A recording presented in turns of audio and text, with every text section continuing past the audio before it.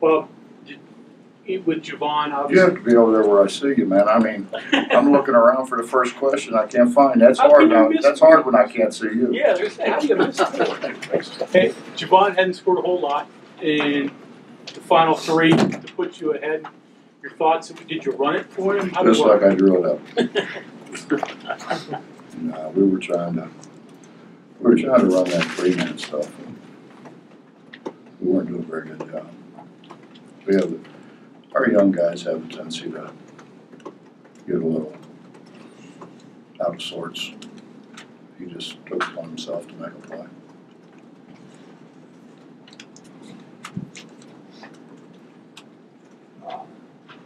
Defensive play Dax made to set that up after that play out of the timeout didn't go so well.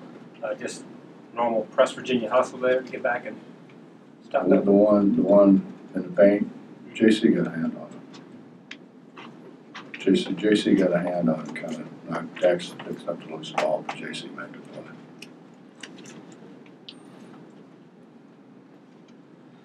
play. It's, we tell them every day, if you stick by your principles and do what we're supposed to do, we're going to make plays. The whole thing is designed to make plays defensively. And when you don't stick to your principles, and everybody gets frustrated because if you got one guy out there not doing what he's supposed to do, it affects everybody else. What is it about Chase and practice, his preparation allows him to come in a game like this? And Teddy was in foul trouble, but Chase gave you guys a lift in some different areas. What does he do to stay ready? When it comes to practice, and practice is hard.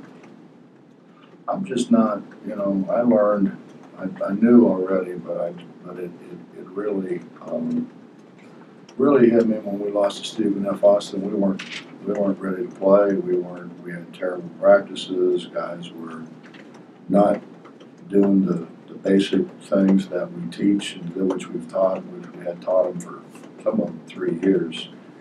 And then we go in there and lose that game. And, I just said, you know what, if we're going to lose one, let's lose one this time. Make sure they understand. And it's not, I left Elijah home last year. You got to come in and practice. You got to fulfill your responsibility to your teammates. And when you don't do that, you shouldn't play. The reward is playing time. And it's like I told you guys, whatever it was last game. I don't dictate playing time. They do. I don't dictate. They dictate it by their practice habits. And Chase's practiced well, and then quite honestly, we're hoping he can make a shot. We were struggling to make a shot. Coach, this game obviously was a lot different style than the Oklahoma game the other night. And there's going to be a lot of different styles in the Big 12, as you know. What kind of adjustments did your players have to make throughout this game? Well, I mean, quite frankly, neither team shot the ball very well. And when that happens, it's kind of an ugly game. I think both teams are capable of scoring the ball. We just both of us had bad games. You gotta grind it out, Justin. I felt pretty good at the end. I thought, our seniors were going to keep the ball in our seniors' hands and they would go make free throws. Unfortunately, they didn't make them the way they made them in the past. But Sykes makes a huge play. So you got to contribute. That's what it is. You got to make somebody has to make a play when it counts, and it doesn't have to be the same guy all the time. How difficult is it with so many stoppages in play and it's hard. so long? I mean, It's hard. You want them to get it right, but we get standing around so much. And Bob, all that's not their fault. I mean, this whole deal that we got going on with whoever's doing it, whether it's the rules committee or somebody working in conjunction with the rules committee, it's made the game really, it's made it so much harder, and it's made it impossible to officiate. It's impossible. It's impossible to do what they ask you to do. Bob Baylor's last play. I don't know if it's a family patent or what, but obviously his dad and brother ran that. Well, I'm just glad his brother didn't shoot. Well, that's what he said. But did you sort of have an inkling of what they're doing, or you just play it on the fly?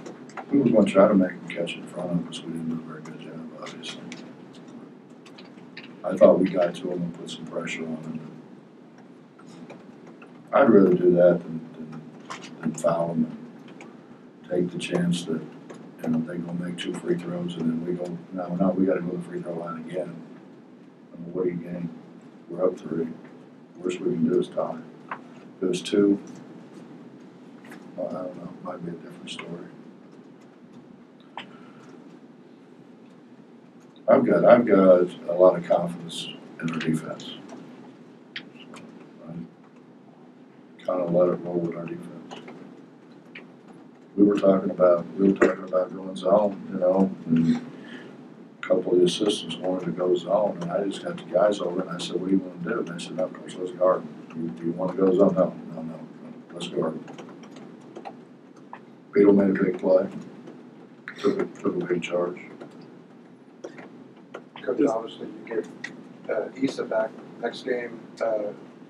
Fair expectations for what kind of impact he can make right away, or what do you think? He's played well in practice, is all I know, Justin. I mean, I would assume he would. He made an impact a year ago. I would assume he would again.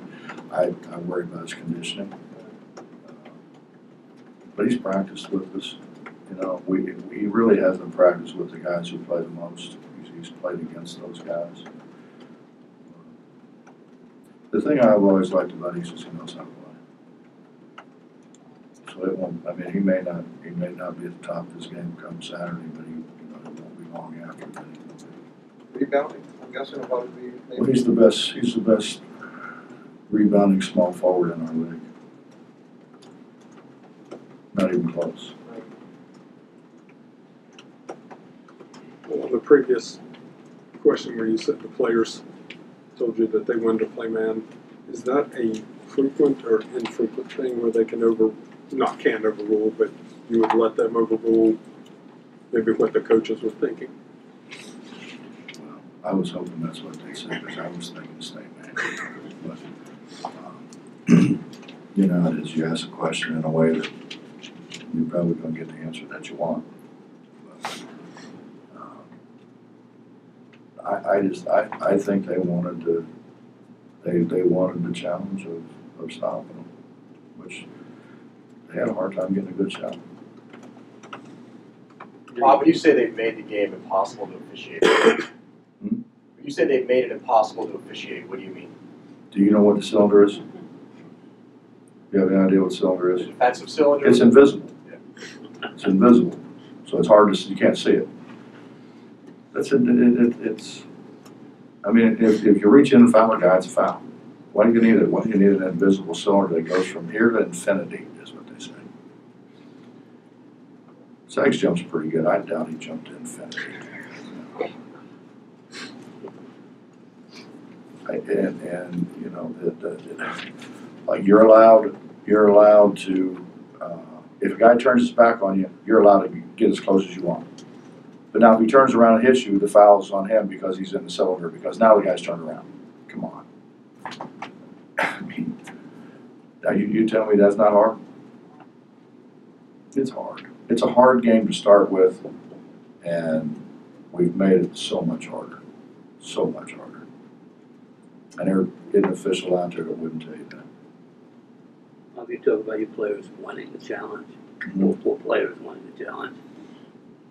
Tonight, Javon's got 1 basket all night. You get down to needing 1. And he's the guy that gets it. Also, same thing with Canante. He's going up against a 7-footer. He winds up blocking 7 shots. Grabbing, I don't know how many rebounds, but it was a bunch. What does it take to answer challenges like that? Well, Sachs has just continued to get better and better and better. JC puts an enormous amount of work in. And he really does. He puts an enormous amount of work in. I thought he could have got more and better shots. He played sideways too much. Instead of playing straight line and things. We're going to have to work on that. But nobody had any problem with him taking that shot, that's for sure. even with him, I think he's made like 4 threes in the last 5 games or something like that. Well, Tommy Crane came in and said, "Your guy's unbelievable." I said, "What are you talking about?" He said, "Yeah." And Tom came in, and I don't know what time it was. I forget. He said, but he was in. He said he was in a Coliseum for like an hour and 45 minutes getting shots. And he said then he left and he went over to the practice facility and he shot some more. And then before the game started, he's the first guy in there shooting shots. That's the guy I want to trust. I don't want to trust some guy who's walking around in practice and never gets in the gym. That's funny, man. They, it's like they tell me, they're like, "Coach, you don't understand. I've been in the gym." I said, "You don't understand. You think the manager's going to tell me what's going on?" But they're big up for him. Coach, you were talking about Beadle, and he's obviously kind of taken on a unique role. I'm sure, I'm guessing he leads your team. Charges taken. Did he draw a short straw on that, or how did he kind of fit his way into that, being his size and everything? And so that's a way for him to contribute, I think. I tell him all the time, man, listen, I'm not controlling your playing time. You are. So if you do things to help us, obviously we're going to play you. If you don't bring anything to the table, why would I play you?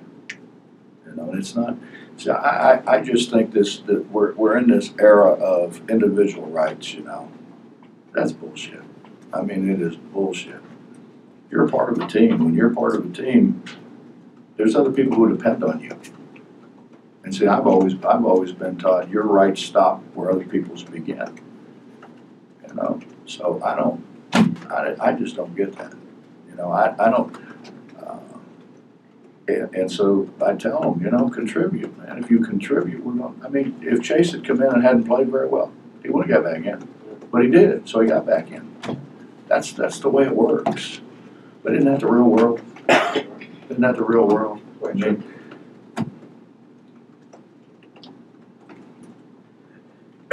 Anything else? Thanks, Coach. Yeah.